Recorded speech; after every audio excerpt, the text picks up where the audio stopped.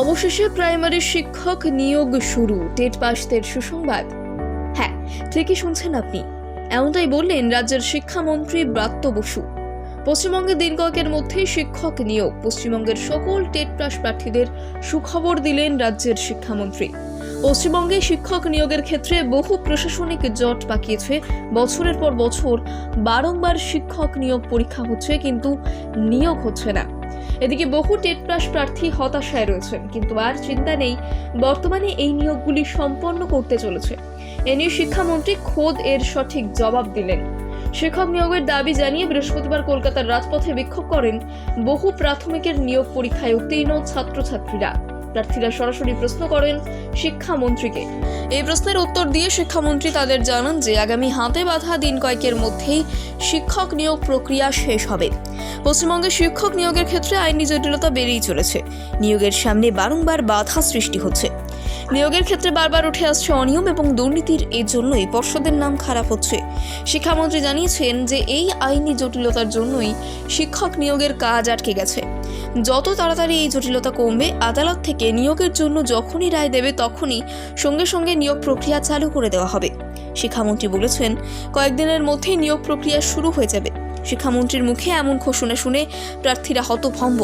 তবে শিক্ষামন্ত্রী বিশ্বাস জুগিয়ে জানান যেন এটা সত্যি। 2024-এর সামনেই লোকসভা ভোট। এই ভোটে সাধারণ মানুষের মন জয় করার জন্য এবং মানুষের মনে বিশ্বাস জাগিয়ে তোলার জন্য এই নিয়োগ প্রক্রিয়ার জটিলতাকে একটু শিথিল করতে চায় সরকার।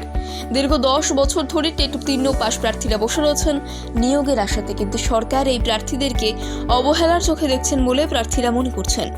কেননা 10 বছর অপেক্ষার পরেও তাদের নিয়োগের কোনো খোঁজ পাওয়া যাচ্ছে না, তাই তারা প্রতিবাদের জন্য বিক্ষোভে সামিল হচ্ছে। প্রার্থীরা পশ্চিমবঙ্গের 2017 সালে পাশ করে থাকা উচ্চ প্রাথমিক প্রার্থীরা যে পরীক্ষা দিয়েছিল তা নিয়ে কলকাতা হাইকোর্টে মামলা চলছিল। 2023 সালে অগস্ট মাসে মেধা তালিকা প্রকাশ হয়। এরপর চালু হয়ে যায় কাউন্সেলিংয়ের প্রক্রিয়া, কিন্তু কাউন্সেলিং প্রক্রিয়া শেষ হয়ে যাওয়ার পরেও নিয়োগের কোনো খবর পাওয়া যাচ্ছিল না। কিন্তু এই নিয়োগ এখনো পর্যন্ত সম্পন্ন করা হয়ে উঠতে পারেনি। এই নিয়ে ক্ষোভে ভাটছেন উত্তীর্ণ প্রার্থীগণ বারবার বিক্ষোভ করেও কোনো ফল পায়নি। বারবার বিক্ষোভ করে পর্ষদের কাছে জানিয়েছেন তারা। এই নিয়ে উত্তীর্ণ প্রার্থীগণ প্রশ্ন করেছে, দ্বিতীয় কাউন্সেলিং শুরু করা হবে কবে নিয়োগ হবে? নিয়োগ প্রক্রিয়ায় এত দেরি কেন? এই সব কিছুর উত্তর দিয়ে শিক্ষামন্ত্রী ব্রাত্য বসু মুখ খুললেন যে বৃহস্পতিবার পরীক্ষার্থীদের বিক্ষোভের পর বাংলা একাডেমিতে একটি প্রেস কনফারেন্সে শিক্ষামন্ত্রী ব্যক্ত করেন আগামী 7 দিনের মধ্যেই এই নিয়োগের প্রক্রিয়া শুরু হয়ে যাবে। অবশেষে প্রাইমারি শিক্ষক নিয়োগ শুরু, টেট পাসদের সুসংবাদ। হ্যাঁ, ঠিকই শুনছেন আপনি, এমনটাই বললেন রাজ্যের শিক্ষামন্ত্রী ব্রাত্য বসু।